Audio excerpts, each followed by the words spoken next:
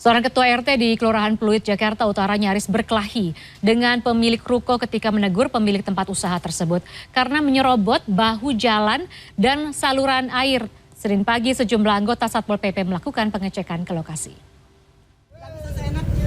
Udah di atas sertifikatnya mana? IMB-nya mana? Suka-suka ke kapal musuh. Kenapa sertifikat mesti lihat? Lu siapa? Kenapa kamu bangun seperti itu? Suka-suka gua tempat gua, tanda pekarangan gua.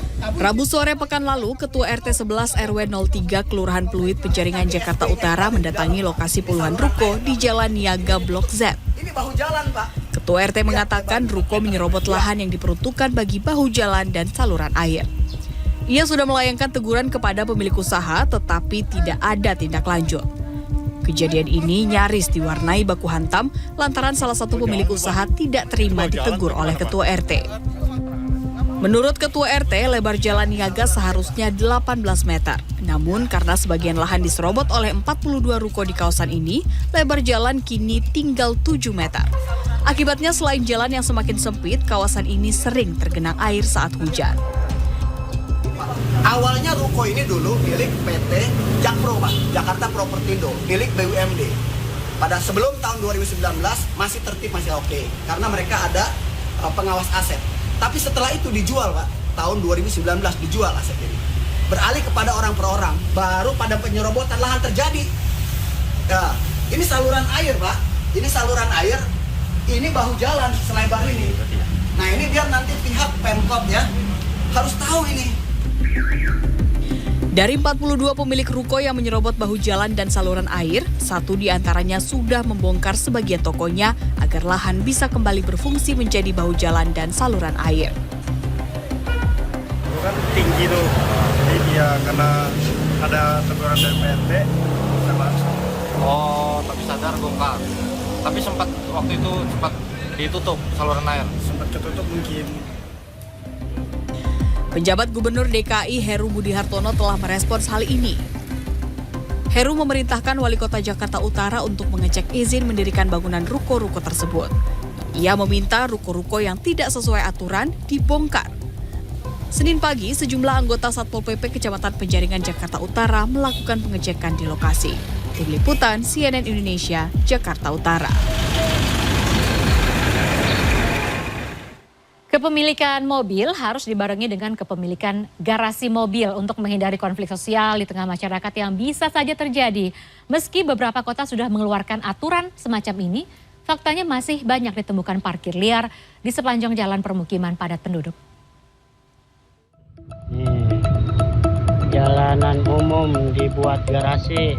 Sebuah video yang viral di media sosial memperlihatkan satu unit mobil terparkir memakan sebagian ruas jalan di Bekasi, Jawa Barat.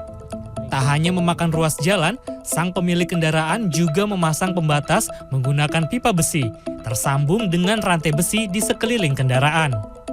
Menggunakan jalan sebagai garasi pribadi ini memancing kontroversi sehingga viral di media sosial. Parkir sembarangan memang bisa memancing kontroversi bahkan konflik. Hal ini membuat beberapa kota seperti Jakarta, Depok, dan Surakarta mengeluarkan aturan persyaratan kepemilikan mobil harus memiliki garasi.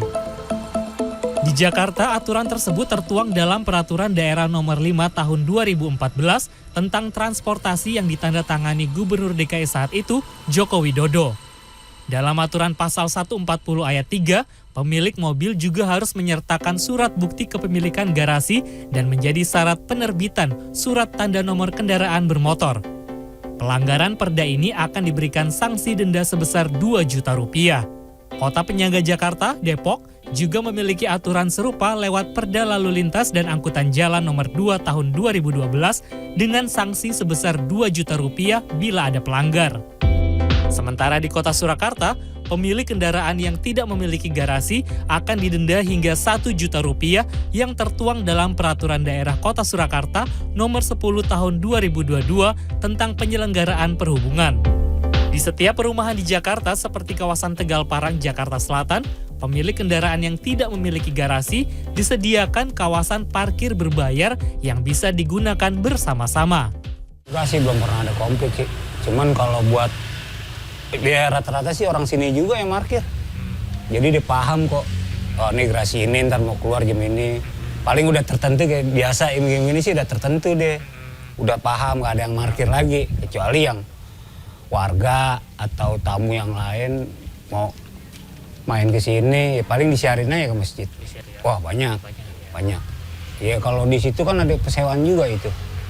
Tempat buat naruh-naruh mobil, ada parkirannya sih ada, cuman udah kepenuhan kali. Gitu. Oh ada di sini? Ada. Sama RT disediain?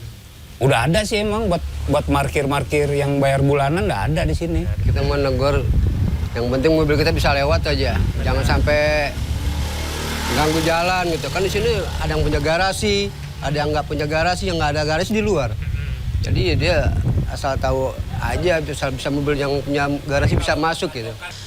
Kepala Dinas Perhubungan DKI Jakarta, Safrin Liputo, seperti dikutip melalui cnnindonesia.com, menegaskan bahwa jalan di kawasan pemukiman merupakan fasilitas umum yang seharusnya menjadi milik publik. Ia menghimbau pemilik mobil kendaraan memiliki garasi sehingga tidak ada yang parkir di fasilitas umum. Penjualan mobil di tanah air memang terus meningkat, namun sayangnya tidak semua orang yang memiliki mobil ternyata memiliki garasi di rumah mereka. Selain bisa menimbulkan konflik sosial, parkir mobil sembarangan yang memakan bahu jalan ternyata bisa mengganggu arus lalu lintas. Aturan syarat kepemilikan garasi ini sejatinya dibuat untuk menekan perilaku warga yang kerap memarkirkan kendaraannya di fasilitas umum seperti jalan di depan rumah. Selain untuk meminimalisir konflik dan gesekan antar warga, juga untuk memperlancar mobilitas seperti ambulans dan mobil pemadam kebakaran saat situasi genting. Raff Kaffi, Galuh Prestisa, Jakarta.